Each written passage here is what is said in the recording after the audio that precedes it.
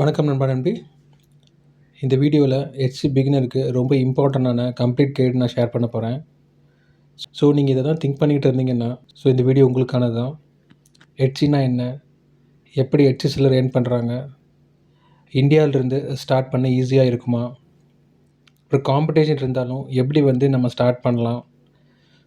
So இதெல்லாம் பற்றி தான் நான் சொல்ல போகிறேன். ஸோ இதெல்லாம் சிம்பிளாக நான் எக்ஸ்பிளைன் பண்ண போகிறேன். ஸோ அது இல்லாமல் இந்த வீடியோ எண்டில் ஹெல்ப்ஃபுல்லான step by step study material நான் கொடுக்க போகிறேன். பார்ட் 1ல் ஹெச்சினா என்னென்னு பார்க்கலாம். ஸோ ஹெச்சி ஒரு குளோபல் மார்க்கெட் ப்ளேஸு. ஸோ மெயினாக யூகே, யூஎஸ், கனடா கஸ்டமர்ஸ் அங்கே நிறையா இருப்பாங்க. நீங்கள் ஃபோக்கஸ் பண்ண போகிறதும் எல்லாமே ஃபாரின் கிளைண்ட்ஸ் தான். ஸோ ஃபாரின் கஸ்டமர்ஸ் தான். ஸோ இந்தியா கிடையாது. இது அமேசான் மாதிரி மாஸ் பிளாட்ஃபார்ம் கிடையாது. இது creative, custom, personalised, unique item sell பண்ணுறதுக்கான ஒரு பெஸ்ட்டு ப்ளேஸு தான் இது. ஸோ ஃபார் எக்ஸாம்பிள் எடுத்துக்கிட்டிங்கன்னா டிஷர்ட்ஸு, மக்ஸு, ஹேண்ட்மேட் ப்ராடக்ட்ஸு, அப்புறம் டிஜிட்டல் ப்ராடக்ட்ஸு, அப்புறம் ஜுவல்லரி, கிஃப்ட்ஸு, அப்புறம் இன்விடேஷனு. ஸோ இந்த மாதிரியான ப்ராடக்ட்ஸ் செல் பண்ணுறதுக்கான பெஸ்ட்டு ப்ளேஸ் இது. அதாவது ஹெச்சியில் கஸ்டமர் ரொம்ப சென்டிமெண்ட் பார்ப்பாங்க.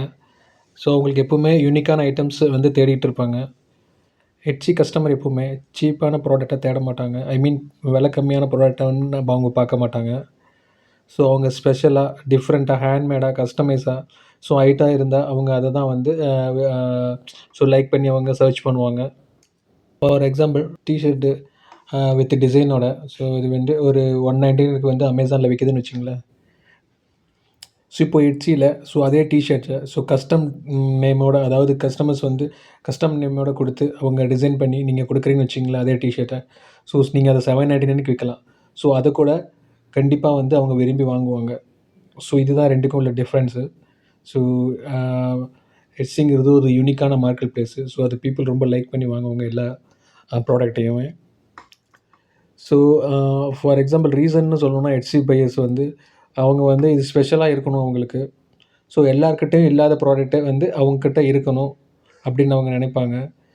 கிஃப்ட்டுக்கு யூனிக்காக இருக்கணும் அவங்களுக்கு. ஒரு ஏதாவது பர்சனுக்கு அவங்க கிஃப்ட் கொடுக்குறோன்னா அது அவங்களுக்கு யூனிக்காக வேணும். அந்த யூனிக்கான டிசைன் அவங்களுக்கு கிஃப்ட் பண்ணணும்னு நினைப்பாங்க. இதெல்லாம் தான் இந்தியன் செல்லருக்கு ஒரு மாஸ் ஆப்பர்ச்சுனிட்டி. இந்தியாவில் நம்மக்கிட்ட என்னென்ன ஒரு ஸ்பெஷல் டேலண்ட் இருக்குதுன்னா, ஹேண்ட்மேட் ஸ்கில் நம்மக்கிட்ட ரொம்ப அதிகமாக இருக்குது. அப்புறம் ஆர்ட்டு, டிசைனு, கிராஃப்ட்டு, கஸ்டமைசேஷன் இது எல்லாமே ஸ்ட்ரென்த்து நம்மக்கிட்ட தான் அதுக்கு அதிகமாக.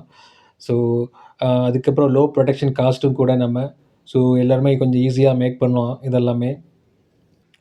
இது எல்லாமே ஹெச்சி கஸ்டமர் எக்ஸ்பெக்ட் பண்ணுற எக்ஸாக்ட் திங்ஸு. இதெல்லாம் தான். அங்கே மாஸ் காம்படிஷன் இல்லை, குவான்டிட்டி வேண்டாம் அவங்களுக்கு. யூனிக்னஸ்ஸு, ப்ரெசன்டேஷன் இருந்தால் போதும். உங்கள் ப்ராடக்ட்டை அந்த மார்க்கெட்டில் ஸ்டேபிளாக நிற்கும். அதை மைண்டில் வைங்க. பார்ட் 2ல் நம்ம என்ன பார்க்க போகிறோம்னா, ஹெச்சியில் எப்படி செல்லர்ஸ் ஏர்ன் பண்ணுறாங்கன்னு சொல்லி நம்ம பார்க்க போகிறோம். ஏர்னிங்ஸ் 3 விதமாக நம்ம பிரிக்கலாம். First product idea. ப்ராடக்ட் என்ன நீங்கள் விற்கும்போது என்ன ப்ராடக்ட் விற்கணும்னு சொல்லி அது எந்த அளவுக்கு போகுதுன்னு சொல்லி இது எல்லாமே பார்த்து நீங்கள் வைக்கணும். 2வது கரெக்டான கீவேர்டை சூஸ் பண்ணணும். 3வது ஒரு கன்சிஸ்டன்சியாக நீங்கள் லிஸ்டிங் போட்டுகிட்டே இருக்கணும். நான் முன்னாடியே சொன்ன மாதிரி மோர் தென் 100 லிஸ்டிங்கு மேலே போட்டிங்கன்னா நீங்கள் ஒரு ஆர்கானிக்காக சேல்ஸ் நீங்கள் எதிர்பார்க்கலான்னு சொன்னது தான் நான். ஹெச்சியில் செல்லர்ஸ் ஏர்ன் பண்ணுறது டிஜிட்டல் ப்ராடக்ட்டும், அப்புறம் பிரிண்ட் அண்ட் டிமாண்ட் ப்ராடக்ட்ஸு, அதுக்கப்புறம் ஹேண்ட்மேட் ஐட்டம்ஸு, அதுக்கப்புறம் கிஃப்ட்ஸு. இது எல்லாத்துலேயுமே அவங்களுக்கு டீசெண்டான சேல்ஸ் அவங்களுக்கு கிடைக்கும். இதிலேருந்து உங்களுக்கு எப்படி சேல்ஸ் வரும் அப்படின்னா, நீங்கள் கேட்டிங்கன்னா கஸ்டமர் ஹெச்சியில் சர்ச் பண்ணுவாங்க. உங்கள் உங்கள் ப்ராடக்டோட இமேஜை அவங்க பார்த்தாங்கன்னா கிளிக் பண்ணுவாங்க. நல்லா இருந்துச்சுன்னா அந்த இமேஜஸ்ஸு அவங்க அந்த ப்ராடக்டை கிளிக் பண்ணுவாங்க. கிளிக் பண்ணிவிட்டு அவங்களுக்கு அந்த ப்ராடக்ட்டை பிடிச்சதுன்னா கண்டிப்பாக அவங்க வாங்குவாங்க. இது ஆர்கானிக்காக நடக்கக்கூடிய மெத்தடு. நீங்கள் ப்ராப்பராக எஸ்இஓ பண்ணிங்கன்னா. அடுத்தது ஆடுன்னு நீங்கள் போட்டிங்கன்னா, நீங்கள் எக்ஸாக்டாக லைக் உங்கள் லிஸ்டிங்கில் இருக்கிற சிம்பிளாக நீங்கள் எஸ்இஓலாம் கரெக்ட் பண்ணிங்கன்னா உங்களுக்கு ஆடு மூலியமாகவும் உங்களுக்கு சேல்ஸு வரதுக்கான பாசிபிலிட்டிஸ் ரொம்ப அதிகம். பார்ட் 3ல் ஹெச்சி பிகினருக்கு ஈஸியாக அப்படின்னு சொல்லி பார்க்க போகிறோம். ஸ்ட்ரைட்டாக உங்களுக்கு சொல்லணுன்னா ஒரே ஆன்சரில் ஸோ ஆமாம், எட்சி ஸ்டார்ட் பண்ண ஈஸி தான். பட் ஆனால் சேல்ஸ் வரணும்னா நீங்கள் ப்ராப்பர் செட்டப்பு, கீவேர்ட்ஸு, லிஸ்டிங்கு இது எல்லாமே கரெக்டாக இருக்கணும். இந்தியாவில் பிகினிங் ஸ்டேஜ் டஃப்பாக தான் இருக்கும். எதுனா விசிபிலிட்டிஸ், உங்களுக்கு வியூஸ் வர்றதுக்கு பிகினிங் ஸ்டேஜ் கொஞ்சம் டஃப்பாக தான் இருக்கும். ஸோ எதில் அதாவது மோர் பிகினர்ஸ் வந்து எதில் வந்து லேக் ஆகுறாங்கன்னா, தப்பான கீவேர்ட்ஸை சூஸ் பண்ணுறாங்க. அதுக்கப்புறம் லிஸ்டிங் வந்து கம்மியாக போடுறது, கொஞ்சம் லிஸ்டிங் போட்டால் நம்மளுக்கு சேல்ஸ் வந்துரும்னு நினைக்கிறது.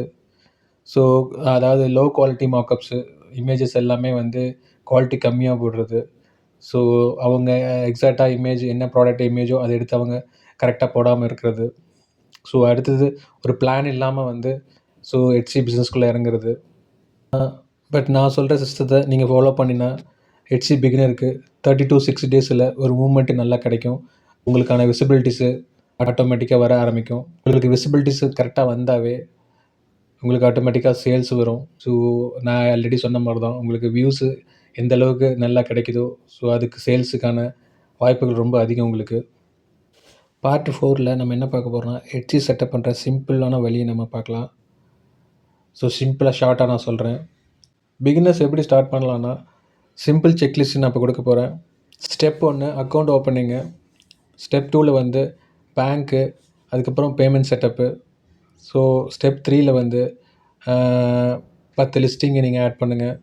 ஸ்டெப் 4ல் ப்ராப்பர் மார்க்கப்பை யூஸ் பண்ணுங்கள். ஸ்டெப் 5ல் வந்து எஸ்இஓ, டைட்டில், டேக்ஸு இது எல்லாமே கரெக்டாக உங்கள் லிஸ்டிங்க்கு ஆட் பண்ணுங்கள். ஸ்டெப் 6 வந்து கஸ்டம் ஃப்ரெண்ட்லியாக ப்ரைஸை ஃபிக்ஸ் பண்ணுங்கள். ஸ்டெப் 7 வந்து சோஷியல் ஷேரிங்கு, உங்கள் ப்ராடக்டை ஃபேஸ்புக்கு, இன்ஸ்டாகிராமு இந்த மாதிரியான சோஷியல் மீடியா பிளாட்ஃபார்மில் நீங்கள் ஷேர் பண்ணுங்கள் உங்களுடைய ப்ராடக்டை. ஸோ இன்னும் அவேர் அதிகமாகும். இந்த ப்ராசஸை நீங்கள் கரெக்டாக பண்ணிங்கன்னா ஷாப் ப்ரொஃபஷ்னலாக தெரியும்.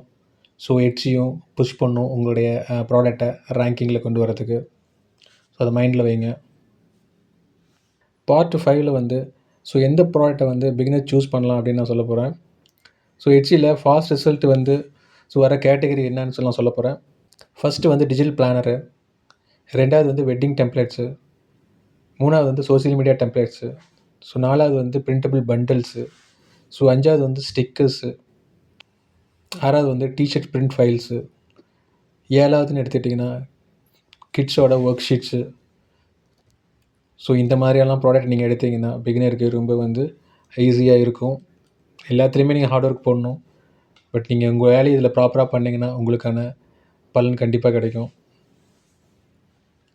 இது டிஜிட்டல் ப்ராடக்ட்டில் உங்களுக்கு என்ன அட்வான்டேஜ்னால், so no shipping, no capital, so அதுக்கப்புறம் வந்து உங்களுக்கு அன்லிமிட்டெட் சேல்ஸ் உங்களுக்கு கிடைக்கும் அதில். அதுக்கப்புறம் வந்து உங்களுக்கு ஹை மார்ஜினும் உங்களுக்கு இருக்கும் இதில்.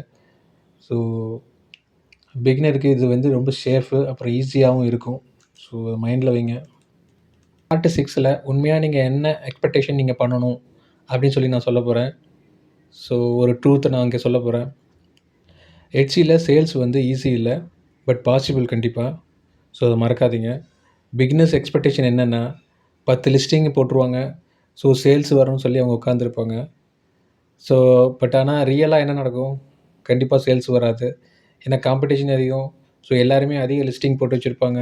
நீங்கள் 10 லிஸ்டிங் போட்டிங்கன்னா உங்களுடைய லிஸ்டிங் வந்து விசிபிளாக ஆகாது. என்னுடைய சஜஷன் என்னென்னா 50 to 100 லிஸ்டிங் நீங்கள் கண்டினியூஸாக வந்து போடுறதுனால ஸோ எட்சியில் ஒரு சிக்னல் நீங்கள் க்ரியேட் பண்ண முடியும். ஸோ ரியலிட்டிக்காக ஸ்டார்ட் பண்ணுங்கள். டெய்லியும் ஒரு லிஸ்டிங் போடுங்க. 60 டேஸில் உங்கள் ஷாப் ரொம்ப ஸ்ட்ராங் ஆகும். ஸோ அதை மைண்டில் வைங்க. இப்போ நான் சொன்னது எல்லாமே ஒரு பேசிக் ஓவர்வியூ தான்.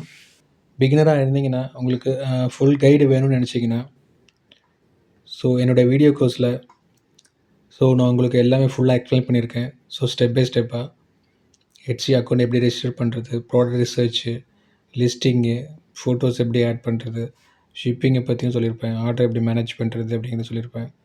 ஸோ ஆட்ஸை பற்றி உங்களுக்கு ஐடியா கொடுத்துருப்பேன், மார்க்கெட்டிங்கு. ஸோ இது எல்லாமே உங்களுக்கு எல்லாத்தையுமே நான் கவர் பண்ணியிருப்பேன். ஸோ உங்கள் எட்சி பிஸ்னஸை ஸ்டார்ட் பண்ணணுன்னு நினச்சிங்கன்னா டிஸ்கிரிப்ஷனில் எட்சி பிகினருக்கான கோர்ஸ் லிங்க் இருக்குது. ஸோ செக் பண்ணுங்கள், ஜாயின் பண்ணுங்கள். ஸோ ஃபைனலாக ஒன்று தான் நான் உங்களுக்கு சொல்லணும். எட்சியில் ஏர்ன் பண்ண முடியுமா அப்படின்னு நீங்கள் கேட்டிங்கன்னா டெஃபினட்டாக முடியும். பட் கரெக்டான பாத்தை ஃபாலோ பண்ணினா ஸோ கண்டிப்பாக உங்களால் ஏர்ன் பண்ண முடியும். இந்த வீடியோ உங்களுக்கு ரொம்ப ஹெல்ப்ஃபுல்லாக இருந்திருக்கும்னு நினைக்கிறேன். ஸோ அப்படி ஹெல்ப்ஃபுல்லாக இருந்துச்சுன்னா கண்டிப்பாக லைக் பண்ணுங்கள். ஸோ மறக்காமல் நம்ம சேனலை சப்ஸ்கிரைப் பண்ணுங்கள். உங்களுக்கு ஏதாவது டவுட்னா கமெண்ட் பண்ணுங்கள். நெக்ஸ்ட் ஒரு ஹெல்ப்ஃபுல்லான வீடியோவில் நம்ம சந்திக்கலாம் நண்பர்களே. தேங்க்யூ.